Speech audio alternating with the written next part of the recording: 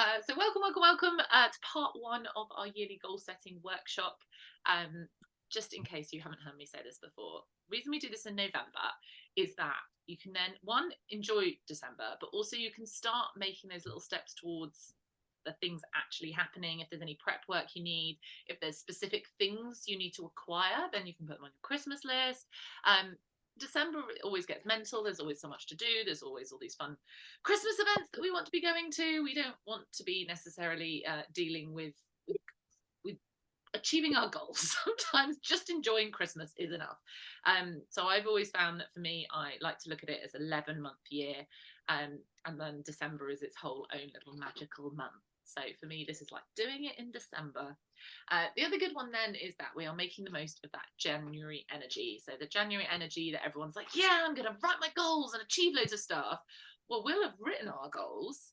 So we'll be using that energy in January to start achieving them, as opposed to wasting that month doing all the planning and doing all the mood boards and doing all the inspiration boards and all of that in January.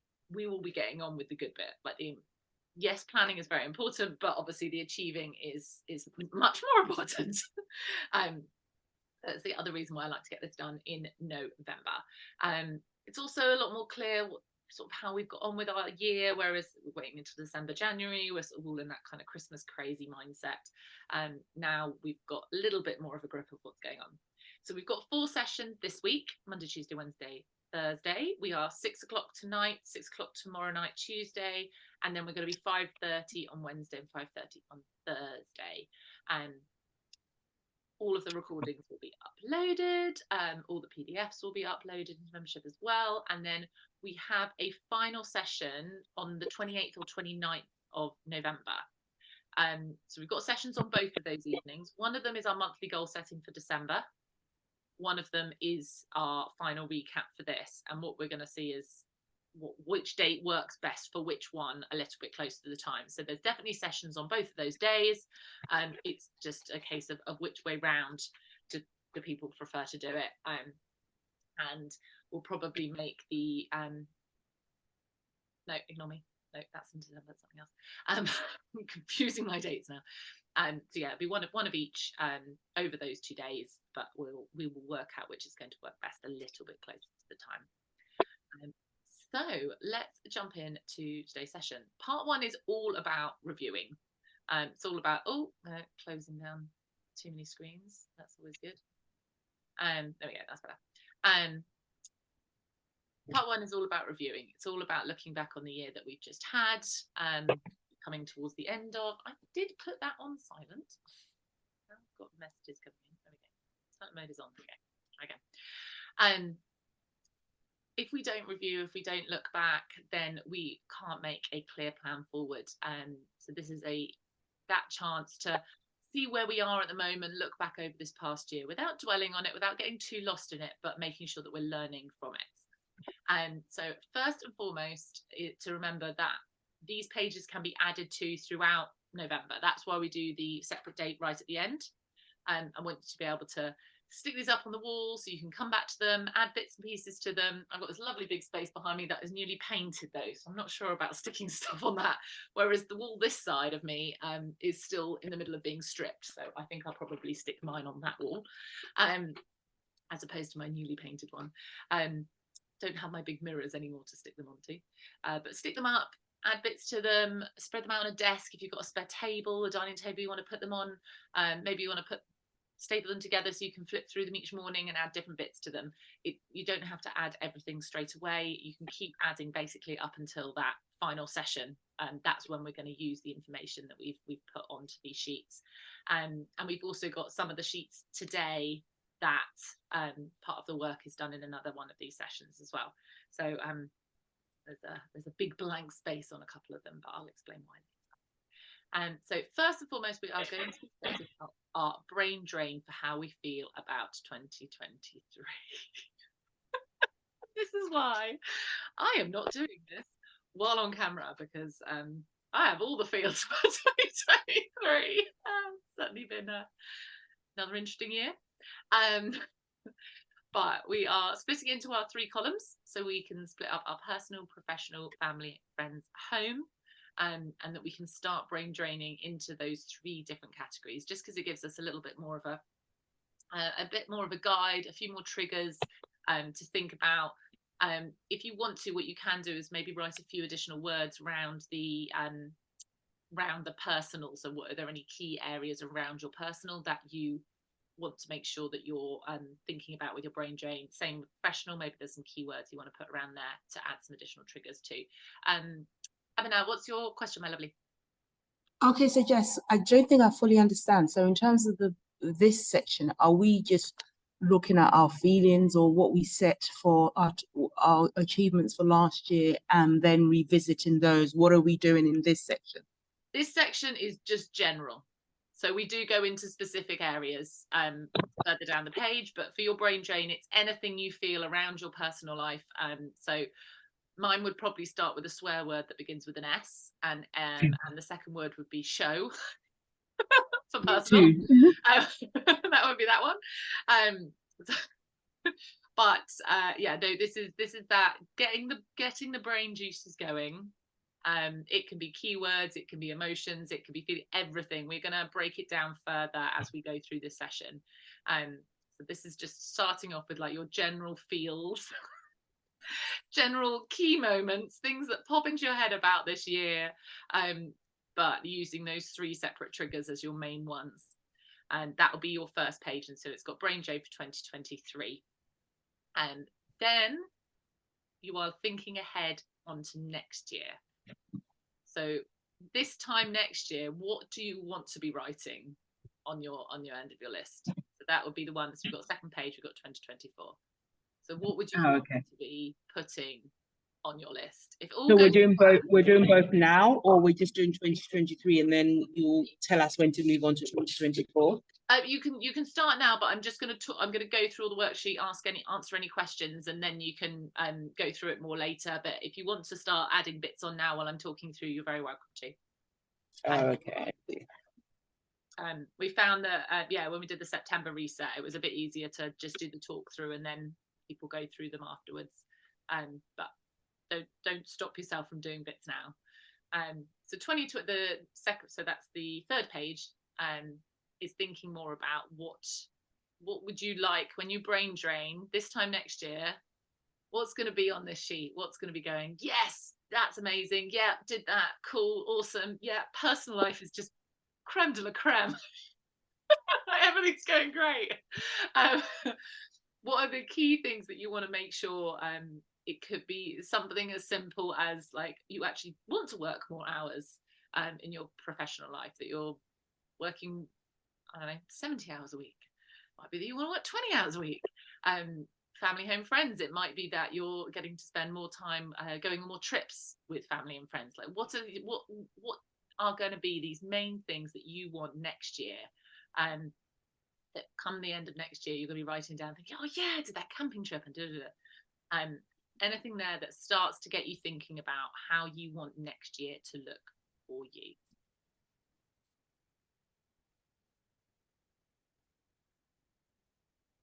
And then if we come on to page 4, this is where we start to break it down a little bit more.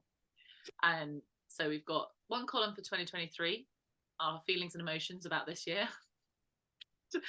I laugh because otherwise you'd cry, wouldn't you? So I'm just going to laugh all the way through this session in a slightly deluded, slightly psychotic kind of way.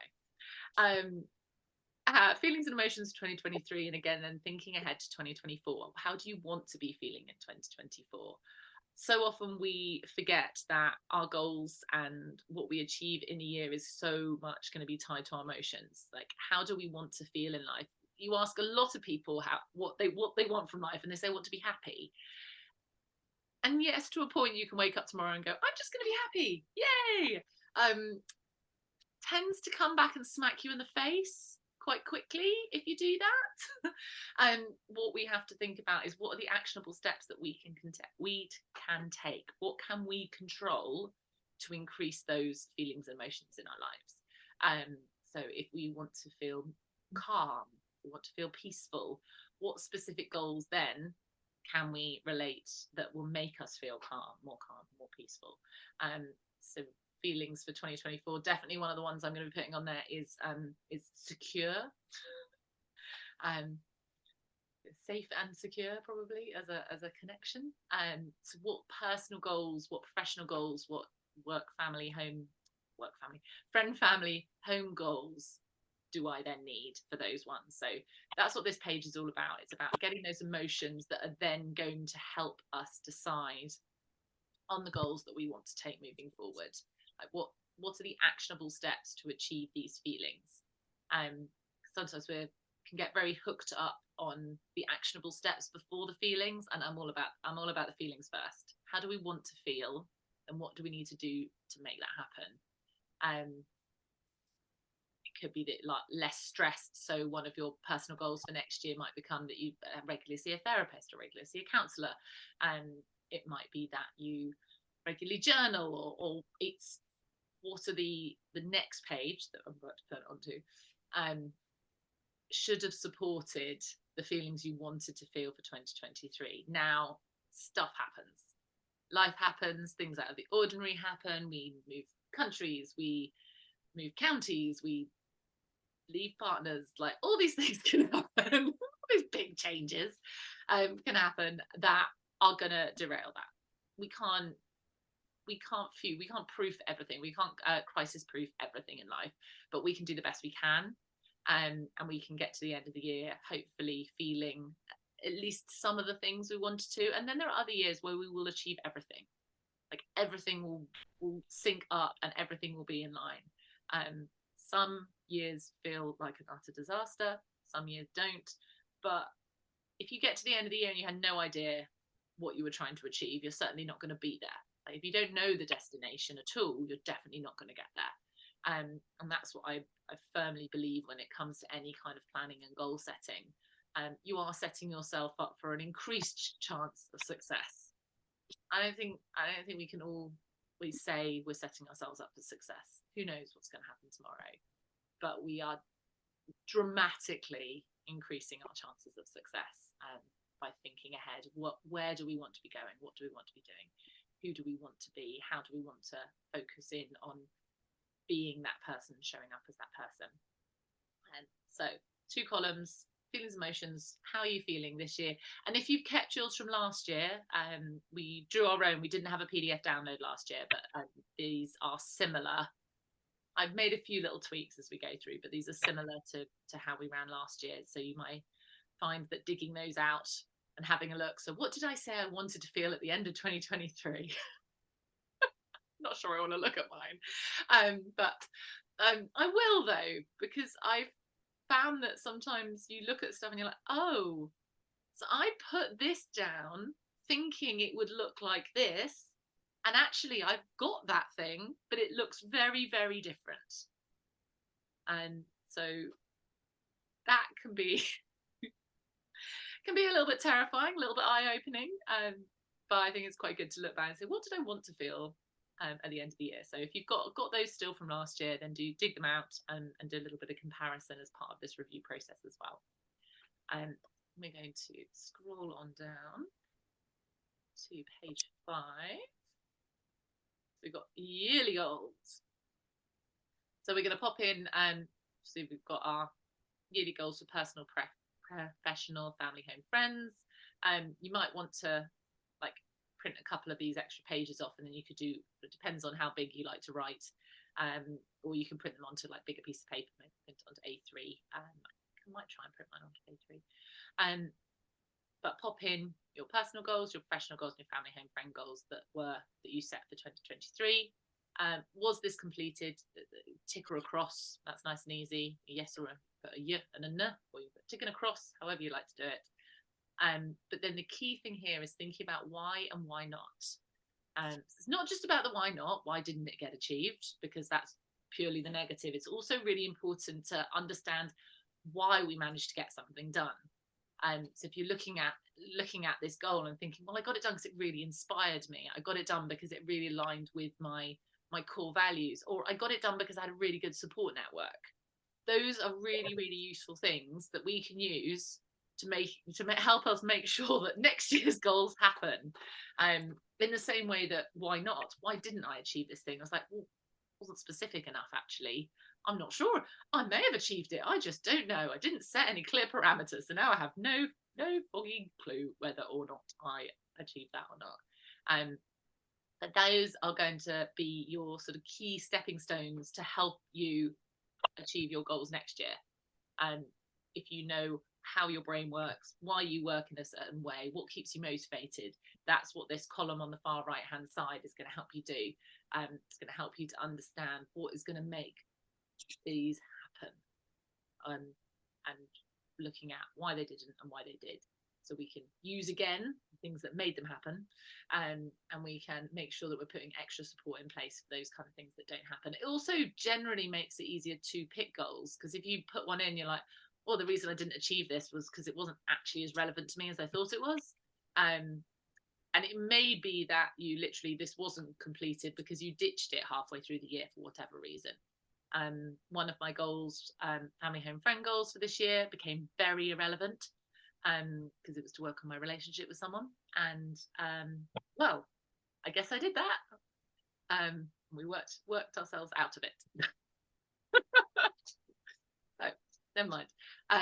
But the taking note that the reason why I haven't achieved that one is because I let it go. That is a very useful tool as well, like understanding that we can let goals go. It's not just about doing them no matter what.